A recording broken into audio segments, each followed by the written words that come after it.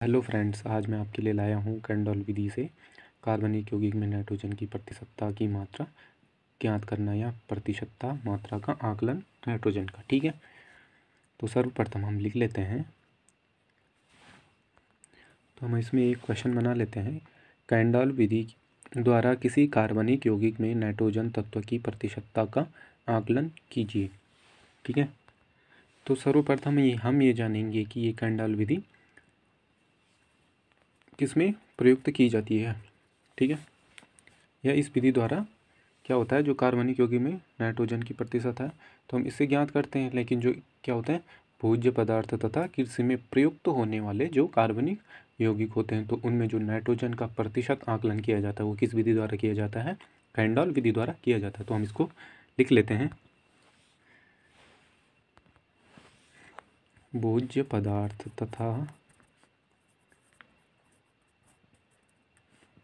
तथा कृषि में प्रयुक्त होने वाले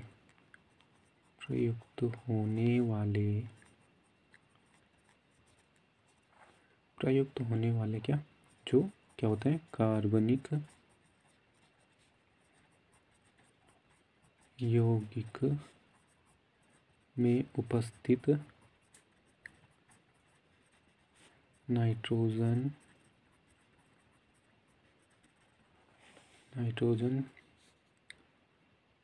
का प्रतिशतता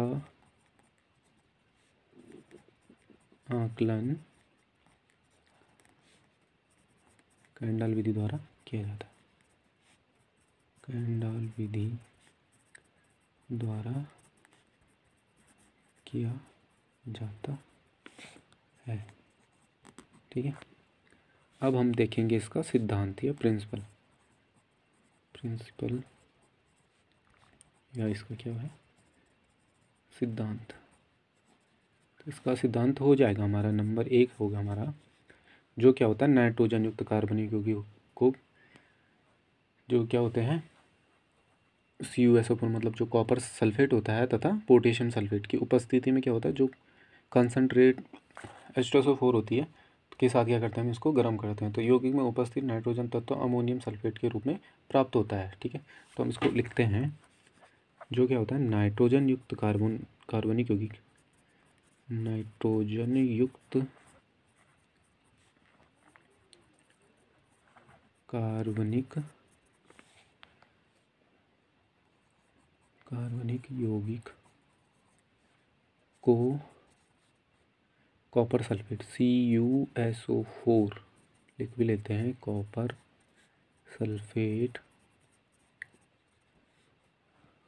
सल्फेट तथा क्या बोला था मैंने, पोटेशियम सल्फेट मतलब K2SO4 पोटेशियम सल्फेट की उपस्थिति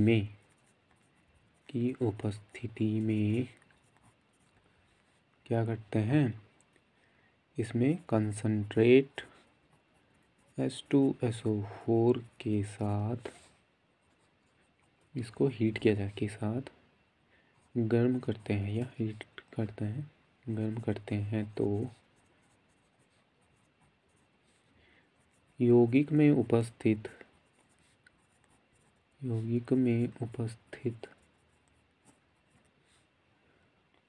जो नाइट्रोजन तत्व है, उपस्थित नाइट्रोजन तत्व क्या होता है, अमोनियम सल्फेट के रूप में हमें क्या होता है, प्राप्त हो जाता है, के रूप में प्राप्त होता है। ठीक है, अब हम देखेंगे इसको एक रिएक्शन के द्वारा। ठीक है, तो हमने क्या बोला था, जो क्या है, नाइट्रोजन युक्त कार्बनिक यौगिक है तो हम लिख लेते हैं नाइट्रोजन युक्त कार्बनिक यौगिक। ठीक है, अब हम रिएक्शन बनाएंगे। तो जब हम क्या करते हैं, इसमें कंसंट्रेट H2SO4 और इसको हीट करते हैं, किसकी उपस्थिति में, जो हमारा क्या है उत्प्रेरक, ठीक है।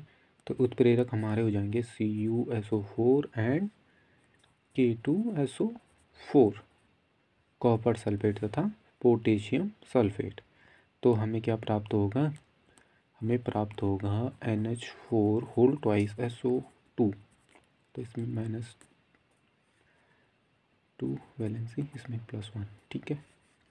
तो ये हो गया हमारा, क्या प्राप्त होता है हमें, अमोनियम सल्फेट प्राप्त होता है, ठीक है, रिएक्शन के द्वारा, ठीक है। तो इसका सिद्धांत है नंबर 1, ये हो गया। फिर हम चलते हैं नंबर 2 की तरफ। तो जो क्या होता है हमारा, जो प्राप्त अमोनियम सल्फेट होता है को क्या करते हैं, sodium hydroxide, sodium hydroxide NaOH, sodium hydroxide के साथ गर्म करते हैं,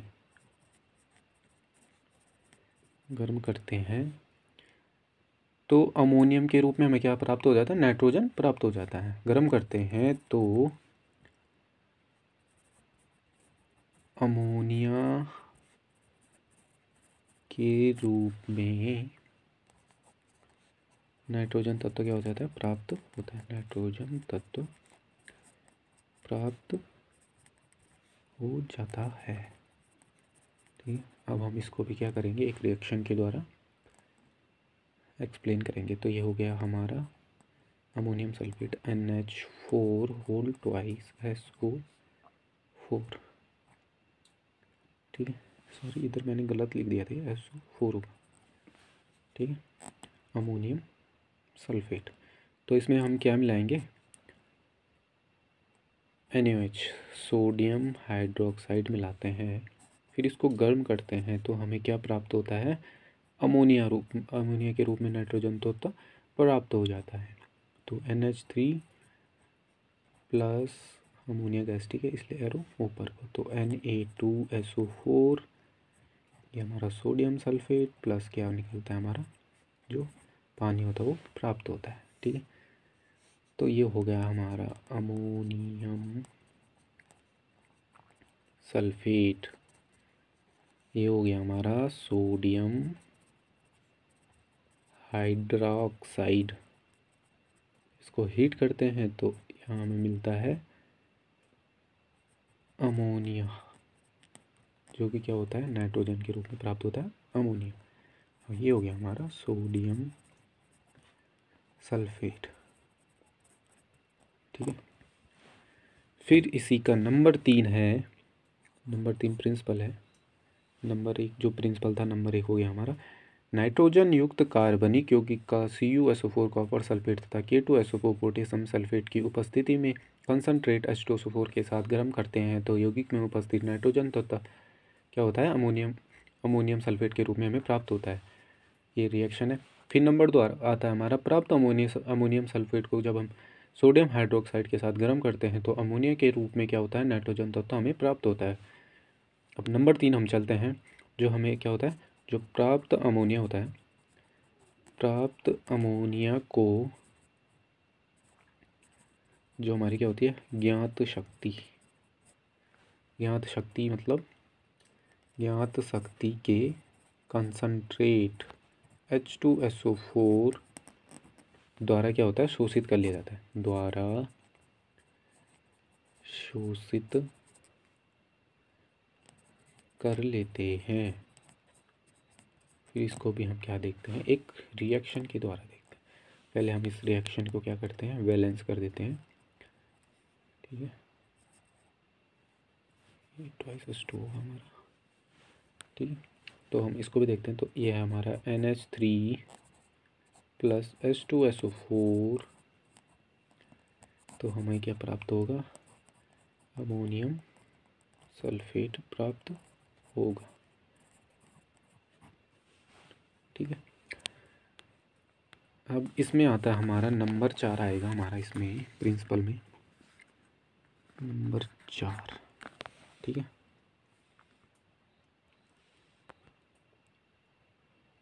तो नंबर 4 है हमारा, जो क्या है, जो हमारी ज्ञात शक्ति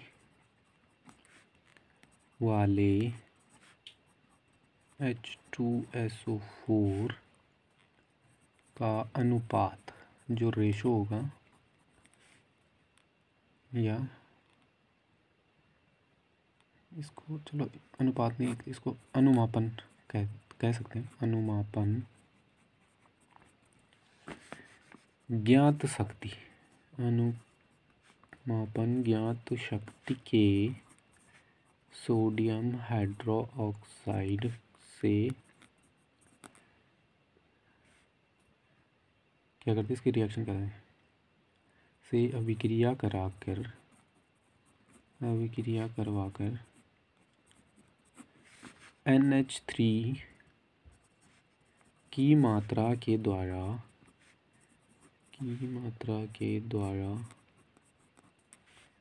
क्या करेंगे, नाइट्रोजन तत्व की प्रतिशतता का आकलन कर लेते हैं। तत्व की प्रतिशतता का आकलन कर लेते हैं। ठीक है,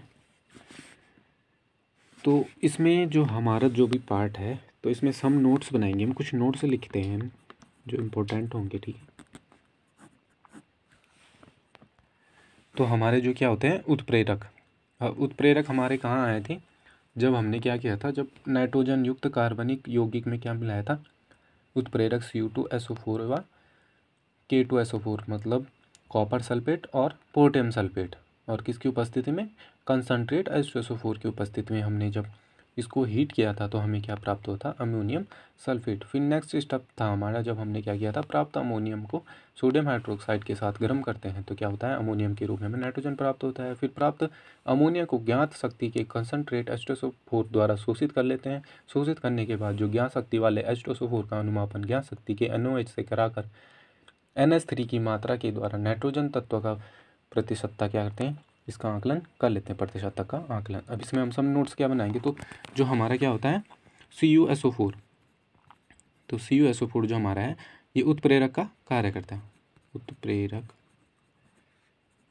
का कार्य करता है। और जबकि जो हमारा दूसरा क्या था, पोटेशियम सल्फेट और H2SO4, कॉन्सनट्रेट H2SO4 था, के क्वथनांक को क्या करता है, इंक्रीज करता है, क्वथनांक को बढ़ाता है। ठीक है, तो जो हमारा क्या था, CuSO4 उत्प्रेरक का कार्य करता है, जबकि K2SO4 H2SO4 के क्वथनांक को बढ़ा देता है। ठीक है, इसी में जब हम नंबर 2 आते हैं, तो नंबर 2 हमारा है, इस विधि द्वारा आकलन तो क्या होता है, सिद्ध हो जाता है, आकलन तो सिद्ध हो जाता है, परंतु परिणाम एक्यूरेट नहीं मिलता, मतलब स्पष्ट नहीं मिलते, परिणाम स्पष्ट नहीं होते। दैट इज, इसका मतलब क्या है, नाइट्रोजन को ज्ञात मात्रा या जो इसकी क्या है, मात्रात्मक मात्रा है, से कम प्राप्त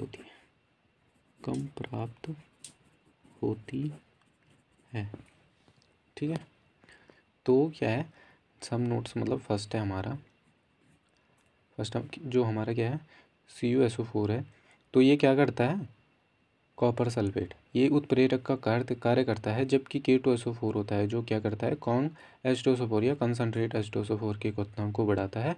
नंबर 2 है इसमें, इस विधि द्वारा क्या होता है, आकलन तो सिद्ध हो जाता है, परंतु क्या होता है, परिणाम स्पष्ट नहीं होते हैं। दैट इज, नाइट्रोजन को ज्ञात मात्रा या जो मात्रात्मक क्या होता है, मात्रा होती है उससे ही कम प्राप्त किया जाता है। ठीक है, अब हम क्या करेंगे, इसके लिए एक फॉर्मूला अप्लाई करते हैं प्रतिशतता के आकलन के लिए। Determine the formula for nitrogen with candle law. ठीक है, कैंडल्स लॉ।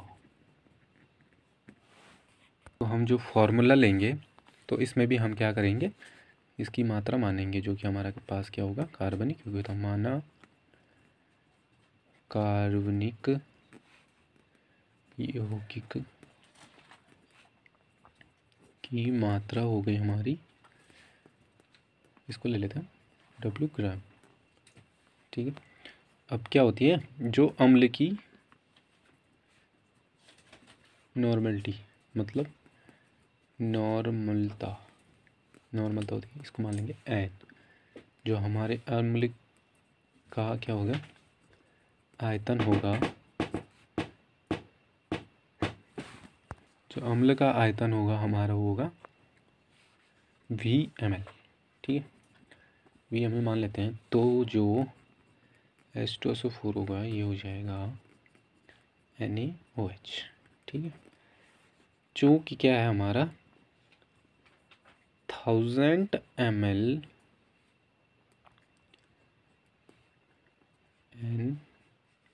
NH2SO4 में उपस्थित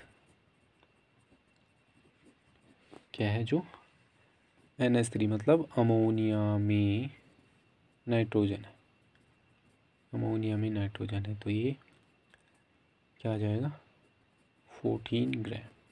ठीक, अब इसलिए जो VmL है, तो VmL नाइट्रोजन में H2SO4 में उपस्थित NH3 में नाइट्रोजन हो जाएगा हमारा, तो हम इसको 14 NV/1000 इक्वल टू हो जाएगा ये हमारा 0.014 न्यूटन ग्राम।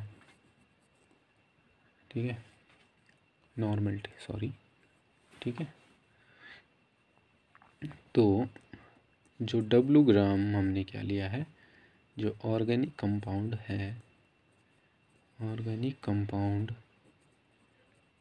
में नाइट्रोजन है, नाइट्रोजन कितना हो जाएगा, तो ये जाएगा 0.1014 NV/W ग्राम। ठीक है, तो इसलिए जो नाइट्रोजन की प्रतिशतता होगी, नाइट्रोजन की प्रतिशतता होगी हमारी, जो नाइट्रोजन की प्रतिशतता हो जाएगी हमारी, ठीक है, तो ये हो जाएगा हमारा 0.014 NV/W × 100।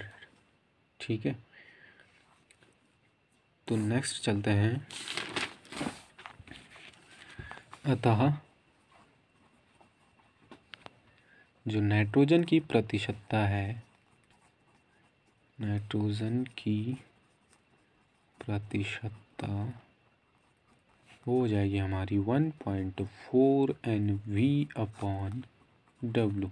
ठीक है, तो हम इससे क्या करेंगे, जो नाइट्रोजन तत्व की प्रतिशतता है या जो किसी कार्बनिक यौगिक में नाइट्रोजन तत्व की प्रतिशतता का आकलन करेंगे, तो उसके लिए हमारा क्या होगा, ये फॉर्मूला हो गया 1.4 NV/W। तो नेक्स्ट हम इसका अगली वीडियो में हम इसका क्या देखेंगे, न्यूमेरिकल या एक क्वेश्चन बनाएंगे, फिर उसको देखते हैं। इस सूत्र में क्या करेंगे, उनकी वैल्यू अप्लाई करेंगे। ये हमारा सूत्र हो गया नाइट्रोजन की प्रतिशतता का आकलन के लिए 1.4 NV/W। ठीक है।